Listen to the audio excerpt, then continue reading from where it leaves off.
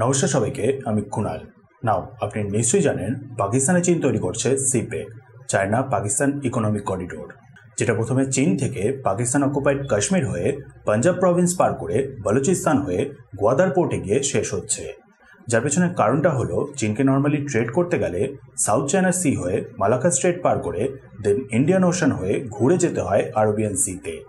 সিপেক তৈরি হয়ে গেলে যেটা আর করতে হবে না, চায়না থেকে পাকিস্তানের মাধ্যমে সোজা আরবিয়ান সিতে। বাট মনে হচ্ছে না চীন এটাকে আর কমপ্লিট করতে পারবে, কারণ দুদিন আগেই বালুচিস্তানে বালুচ লিবারেশন আর্মি ক্যাপচার করে নিয়েছিল সুরাব সিটি। সিপেকের দিক থেকে দেখতে গেলে যেটা হলো একটা ইম্পর্টেন্ট সিটি। এই সুরাব সিটি থেকেই একদিকে N25 মানে কোয়েতা কারাচি হাইওয়ে যাচ্ছে সোজা কারাচি পোর্টের দিকে, আর অন্যদিকে আরেকটা হাইওয়ে N85 যাচ্ছে সোজা গোয়াদার পোর্টের দিকে। মানে সুরাব সিটি ক্যাপচার হয়ে যাওয়া মানে হলো Gwadar port almost disconnected, Karachi port সেখানে পার্শিয়ালি। এই সেম টাইপেরই ঘটনা ঘটেছে পাকিস্তান অকুপাইড কাশ্মীরেও। সিপেকের সবথেকে ইম্পর্টেন্ট হাইওয়ে কারাকোরাম হাইওয়েটাই ব্লক হয়ে গেছে। 3 দিন হয়ে গেছে সেখানে প্রোটেস্ট চলছে, ট্রাকের পর ট্রাক সব এরকমভাবে লাইন দিয়ে দাঁড়িয়ে আছে। লোকেশনটা দেখে নিন। এই হলো পিওকে, এখান থেকে N35 মানে কারাকোরাম হাইওয়ে যাচ্ছে। হানজানগর, গিলগিট আর আশেপাশের আরও কিছু এলাকার মানুষ মিলে এই ঘুমাটনগর এরিয়াতে প্রোটেস্ট করছে। কারণটা হলো একটু ওপরে গেলেই দেখতে পারবেন কুঞ্জরাব পাস। চীন থেকে পাকিস্তানের গুডসগুলো আসে এই পথেই, দেন কারাকোরাম হাইওয়ে ধরে পাকিস্তান চায়না সোর্স ড্রাই পোর্টে গিয়ে সেই গুডসগুলোকে স্টোর করা হয়। লোকাল ট্রেডার্সরা এই গুডসগুলোকেই ট্রাকে করে মেনল্যান্ড পাকিস্তান অবধি পৌঁছে দেয়। এটাই হলো তাদের জীবিকা। লোকাল পপুলেশন এর মাধ্যমে অল্প যা ইনকাম করে।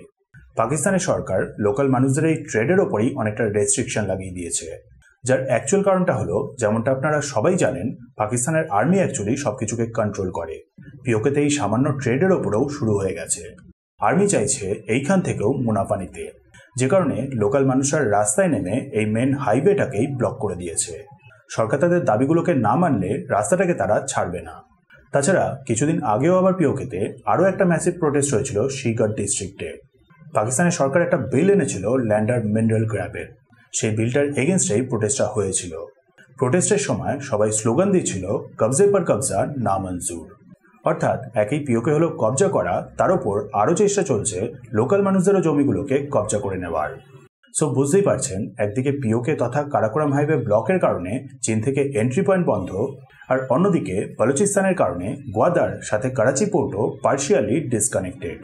করাচি থেকে আবার রিপোর্ট আসছে বহু আসামি নাকি জেল ভেঙে পালিয়েছে। পরপর কতগুলো ভূমিকম্প রেকর্ড হয়েছে, সেই সুযোগেই কয়েদিদের পালিয়ে যাওয়া। এই হলো করাচি সেন্ট্রাল জেল, করাচি পোর্টের খুবই কাছাকাছি। সব বুঝতেই পারছেন সিপেক প্রজেক্ট এখন কমপ্লিট হওয়া অনেকটা কঠিন।